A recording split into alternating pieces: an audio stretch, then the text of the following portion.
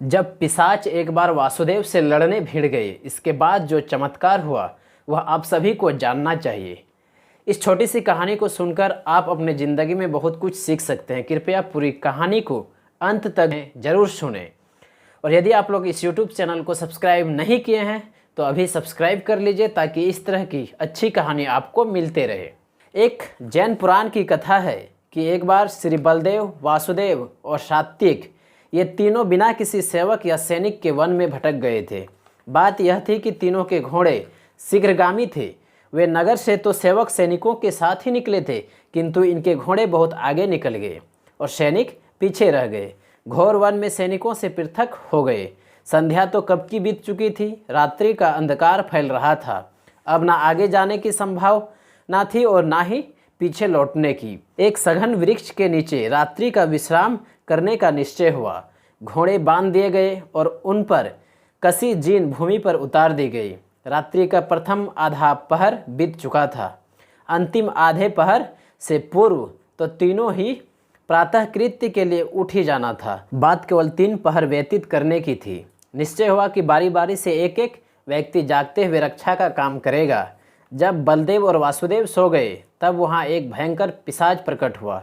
वह सात्विक से बोला, मैं तुम्हें छोड़ूंगा नहीं, इन दोनों का भक्षण कर लेने दो। सात्विक ने उसे डांटा, प्राण बचाना हो तो भाग जा यहाँ से, तनिक भी इधर उधर की बात नहीं करना, नहीं तो तुम्हारा धेजा फाड़ दूंगा।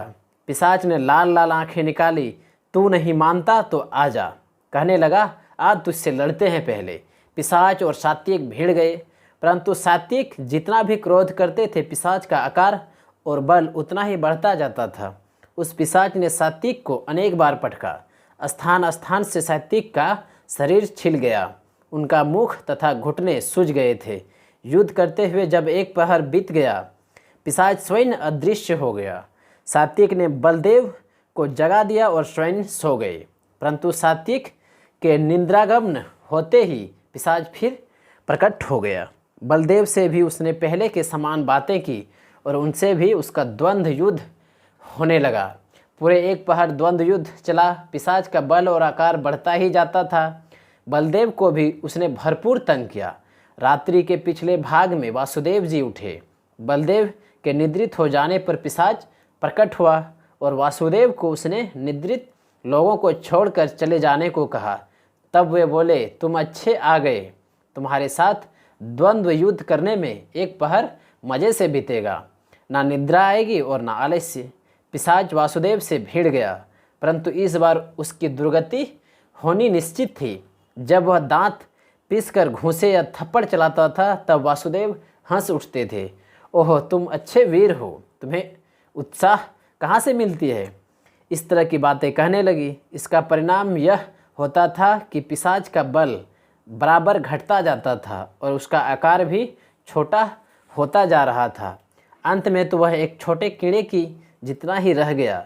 वासुदेव ने उसे उठाकर एक पोटली में बांध दिया। प्रातःकाल तीनों उठे। सात्विक का मुख और घुटना इतना फूला था, उसे इतने घाव लगे थे कि उसे देखते ही वासुदेव ने पूछा, तुम्हें क्या हो गया। सात्विक ने पिशाच की बात बतलाई। उसकी बातें सुनकर श्री बलदेव बोले, ओह, बड़ा भयंकर पिशाच था यह, मुझे भी उसने बहुत तंग किया। वासुदेव ने पटुके के कोने से खोलकर पिशाच को आगे रख दिया और बोले, यह रहा पिशाच। आप लोगों ने इसे पहचाना नहीं। यह तो क्रोध है। जितना क्रोध आप करते गए उतना यह बढ़ता गया और पहलवान होता गया। यही इसका स्वरूप है। क्रोध ना किया जाए तो इसका बल और विस्तार सब समाप्त हो जाएगा। तो इस कहानी का तात्पर्य यही था कि क्रोध जितना कीजिएगा पिशाच उतना बढ़ेगा, उतनी आप परेशान हो जाएंगे। और यदि क्रोध नहीं कीजिएगा तब तो सब चीज़ कुशल मंगल होने वाला है।